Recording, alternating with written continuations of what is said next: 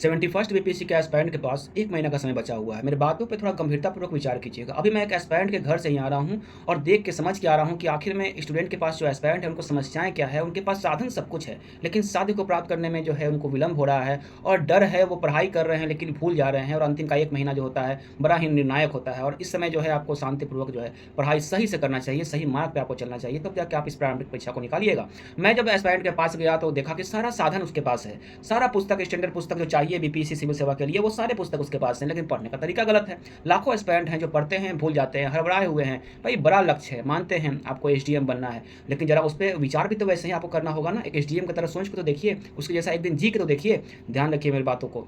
मैंने क्या देखा कि साध्य को प्राप्त करने के लिए साधन उसके पास है, लेकिन उसका सही से वो प्रयोग नहीं कर रहा है। भूलने का बीमारी, भाई भूल जाता है, पढ़ते हैं भूल जाते हैं, तो बिल्कुल भूलिएगा, गलती कीजिएगा तो भूलिएगा ही।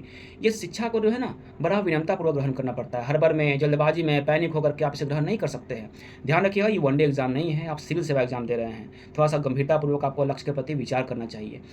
उस उनके टेबल पे जब एस्पायरेंट के पास मैं गया तो देखा कि उनके टेबल पे सारा साधन है, पुस्तक है। वो कन्फ्यूज़ हैं, कभी वो पॉलिटी निकाल के पढ़ रहे हैं, कभी इकोनॉमिक्स, कभी हिस्ट्री और पूरा का पूरा खिचड़ी पका हुआ है। कभी करेंट अफेयर पढ़ रहे हैं, सभी विषय बड़े-बड़े हैं, कभी साइंस पढ़ रहे हैं, सब विषय बड़ा है, सबका अपना इंपॉर्टेंस है और सभी विषय जो है महत्वपूर्ण है आपका सिविल सेवा के लिए। किसी भी विषय को आप छोड़ नहीं सकते, चाहे वो मैथ ही क्यों ना हो। इतना बड़ा जहाँ लाखों बच्चा बैठ रहा है, वहाँ बोलता है बच्चा कि 10 गो मैथ है, छोड़ देंगे, 40 में हम लाएँगे नंबर। भाई तुम बेवकूफ़ हो तब। ये कॉम्पिटिशन है, तुमको हर जगह प्रयास करना चाहिए। तुम्हें मैथ बनाना चाहिए, तुम्हें इकोनॉमिक्स बनाना चाहिए, तुम्हें इकोनॉमिक्स समझ में आना चाहिए, तुम्हें साइंस पे ध्यान देना चाहिए, तुम्हें करंट अफेयर पढ़ना चाहिए। मैं बात तो कोई भी विषय छोटा नहीं होता है, सब विषय का अपना महत्व होता है एग्जाम में। 10 ही हो क्यों ना पूछे, 10 समझते हैं, 1 नंबर से पार हो जाइएगा। मेरी बातों को समझिएगा, इसलिए कोई भी मिस्टेक नहीं करना है आपको। देखिए, टेबल पे बहुत सारा पुस्तक का होना भी गलत है। आप अलग पुस्तक को रखिए, जिस पुस्तक को पढ़ना है आपको उसको अपने टेबल पे फ्रंट पे रखिए और किसी विषय को, जैसे बच्चा सब क्या करता है ना कि हड़बड़ में है, भाई कोई मान लीजिए ये स्पेक्ट्रम पुस्तक है, इसमें वो इतना पेज लेके बैठता है कि इतना हमको कंप्लीट कर देना है, पूरा आज सामाजिक धार्मिक सुधार आंदोलन हमको कंप्लीट कर देना है। ये जहर है, ये दिमाग को आपका जो है ना खराब कर देगा। ऐसे पढ़ाई नहीं होता है, विनम्रतापूर्वक धीरे धीरे पढ़ाई होता है। दो ही आप चयन कीजिए। मान लीजिए आप सामाजिक धार्मिक सुधार आंदोलन पढ़ रहे हैं, चलो भाई हम ब्रह्म समाज को उठाते हैं, उसको अच्छे तरीका से पढ़ते हैं, थियोसॉफिकल सोसाइटी को पढ़ लेते हैं अच्छी तरीका से, फिर बंद कर देंगे, फिर दूसरा विषय को पढ़ेंगे, हम कुछ किसी और विषय को पढ़ेंगे। देखिए धीरे धीरे पढ़ना होता है। ध्यान रखिएगा कि एक बार में चाहिएगा कि हम पूरा लक्ष्मीकांत कंप्लीट कर लें, 10 चैप्टर को पढ़ लें, तो भूलिएगा नहीं, भूलिएगा आप, क्योंकि आप हड़बड़ाए हुए हैं, नर्वस हैं।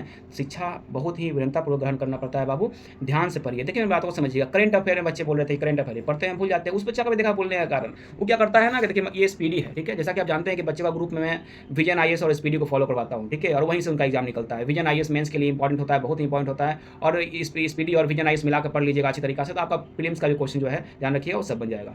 बस पढ़ने का तरीका होता है कि भाई स्पीडी है, स्पीडी के साथ जो है हमको क्या करना है, अपना मोबाइल का सदुपयोग कर लेना है, गूगल का प्रयोग करना है किसी भी विषय को। जैसे मान लीजिए यहाँ कोई विषय है 17वां जो है ब्रिक्स शिखर सम्मेलन हुआ है ना, रियो डी जेनेरियो में हुआ है ये ब्राज़ील में। अब यहाँ से क्या है कि आपका प्रश्न बन सकता है, तो इसको चलो गूगल पर चले जाते हैं, गूगल पर सर्च किए इसके बारे में, ठीक है, बच्चे तो आप है नहीं सर्च किए, वो आ गया सामने, उस न्यूज़ को पूरा पढ़ लिए, तो उससे क्या हुआ कि यहाँ से तो आप पढ़ ही लिए, लेकिन उस न्यूज़ को पढ़ने के बाद फिर आपको आजीवन वो याद रहेगा, ठीक है। शांत दिमाग से पढ़िएगा, हमेशा याद रहेगा, यहाँ तक कि आपको वो मेंस नहीं पूछेगा तो वहाँ पे लिख दीजिएगा। पढ़ाई करने का तरीका बहुत सारे बच्चों को पता नहीं होता है और हड़बड़ाए होते हैं। भाई हड़बड़ाहट नहीं, सफलता चाहिए तो ठीक है, सफलता आपको मिलेगा, ऐसा नहीं कि आप कहीं के ना रह जाएं। प्रीलिम्स की तैयारी करते जिंदगी कट जाएगा आपका। ठोस पढ़ाई करना सीखिए, ठोस। यहाँ पे जैसे मान लीजिए टॉपिक है राइस नया डायलॉग है 2025, इसमें कौन सा मुख्य अतिथि थे मान लीजिए ये पूछेगा। चलिए हम एक बार गूगल से जाकर पढ़ते हैं, भूलिएगा नहीं। बच्चा क्या करता है कि एक बार उठाया, पूरा का पूरा सैन्य अभ्यास शुरू से अंत तक रटना स्टार्ट, किसके किसके बीच हुआ, कहाँ हुआ, किस सेना के बीच है। अरे भाई तो भूलिएगा ही ना जी। आप ऐसे पढ़िए ना, संयुक्त सैन्य अभ्यास है, इसमें से 5 का चयन कीजिए, फिर आप किसी इंडेक्स को 5 को चयन कीजिए, फिर पुरस्कार 5 पढ़िए। ऐसे करके पढ़िएगा तब याद हो। एक ही बार में पढ़िएगा खिचड़ी पक जाएगा, डाटा आपको याद नहीं होगा। अब इंडेक्स बच्चा क्या करता है कि क्या पूरा इंडेक्स पढ़ना स्टार्ट करता है, उसी में वो 156 151 में अटक कर काम खत्म, एग्जाम में गलत पे चलाता है। पढ़ने का तरीका होता है धीरे धीरे। ऐसे मैं क्या बोलता हूँ कि 6 महीना पहले जब बच्चों को मैं ग्रुप में रखता हूँ, 7 महीना पहले, तो मेंस 4 महीना में कंप्लीट करवाता हूँ, उसके बाद जो है प्रीलिम्स कंप्लीट करवाता हूँ, और ऐसे में बच्चा पूर्ण रूप से तैयार हो जाते हैं। बच्चा को तैयार करना पड़ता है। और आप बोलते हैं कि 1 महीना में आप इस एग्जाम को क्रैक कर लेंगे। देखिए ठीक है, 1 महीना में एग्जाम का आप आराम से क्रैक कर सकते हैं, अगर आप पहले से कुछ पढ़े हैं तो, बेसिक कॉन्सेप्ट आपका ठीक है तो आप क्लियर कर सकते हैं। पढ़ने का तरीका होता है। अब अंतिम समय में आप बोलते हैं कि हम कुछ नहीं पढ़े हैं, मुझे कुछ पता ही नहीं है, तो फिर हम क्या बोलेंगे। अब उस समय आप पुस्तक को खरीदिएगा या पढ़ना स्टार्ट कीजिएगा। कुछ पुस्तक होता है, ऐसे बच्चे मेरे ग्रुप में जब आते हैं तो उन्हें कुछ पुस्तक मैं खरीदवाता हूँ, और उस पुस्तक के बल पर ही उन्हें आगे लेकर चलता हूँ, और उन्हें एक जो है एक लेवल का एस्पायरेंट बनाता हूँ कि हाँ भाई चल सिविल सेवा, आँख बंद करके बोल देते हैं कि हाँ ये लड़का जाके निकाल देगा एग्जाम, है ना।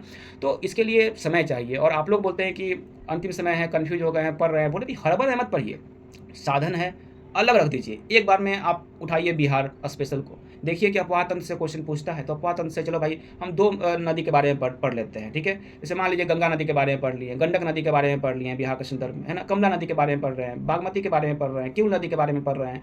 तो धीरे-धीरे करके 4-4 नदी करके पढ़िए, 4 अभयारण्य करके पढ़िए, 4 खनिज के बारे में पढ़िए, ठीक है? इस तरीका से आप अच्छे तरीका से पढ़ेंगे तो आपको याद होगा हर चीज़, है ना? अब आप मान लीजिए कि 1857 का क्रांति लेके बैठे हैं हिस्ट्री में, कंप्लीट कर रहे हैं उसको पूरा। अब कंप्लीट कर रहे हैं तो उसको नेशनल स्तर पे भी पूरा आपको देखना है, तो बड़ा विषय हो जाता है। फिर से बिहार स्तर पे भी देखना है, वीर कुँवर सिंह का भूमिका को भी देखना है, उसको अच्छी तरीका से समझना है। तो बिहार के लिए भी आपका पुस्तक स्टैंडर्ड होगा, तो अलग-अलग आपको पढ़ना होगा, तो थोड़ा उस पे समय दिए, इस पे समय दिए, तो थोड़ा-सा टाइम लेके पढ़ना होता है हर टॉपिक को। देखिए, सिविल सेवा में ना कुछ इंपॉर्टेंट टॉपिक होता है और उस इंपॉर्टेंट टॉपिक को जो अंतिम क्षण, जैसे अंतिम क्षण है ना, उसमें वो टॉपिक ज़रूर आपको कंप्लीट कर लेना चाहिए। और अगर आपको पता नहीं है तो आप हमसे पूछ सकते हैं और उस टॉपिक के बल पे जाके आप एग्ज़ाम में अच्छा प्रदर्शन करके आ सकते हैं। ध्यान रखिएगा, नहीं तो ये बड़ा मौका आपके हाथ से निकल जाएगा। मेरी बातों को थोड़ा गंभीरतापूर्वक सोचिएगा और ध्यान रखिएगा कि हर विषय को अच्छे तरीक़ा से पढ़ना है, किसी भी विषय को छोड़ना नहीं है। मैथ है तो उसके ऊपर प्रैक्टिस करना है। भाई मैथ कहाँ से पढ़ें?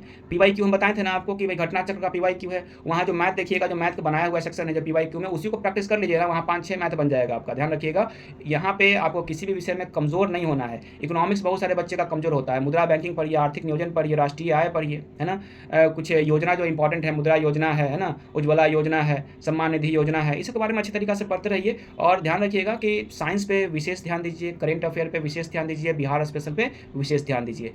फिर से मैं एक बार आपको बता देता हूँ कि ठोस पढ़ाई कीजिए, ठोस पढ़ाई नहीं कीजिएगा एग्जाम नहीं निकलेगा। किसी भी फालतू का नोट्स के चक्कर में मत फंसिए, स्टैंडर्ड पुस्तक से पढ़ाई कीजिए, वही स्टैंडर्ड पुस्तक ही आपको एग्जाम निकलवा सकता है। बाकी आप किसी नोट्स के चक्कर में हैं, संक्षिप्त नोट्स से भाई वो सामने वाला आपको लगता है कि बोल दिया कि बहुत ही बेहतर मेरा नोट्स है, सर पढ़ी है।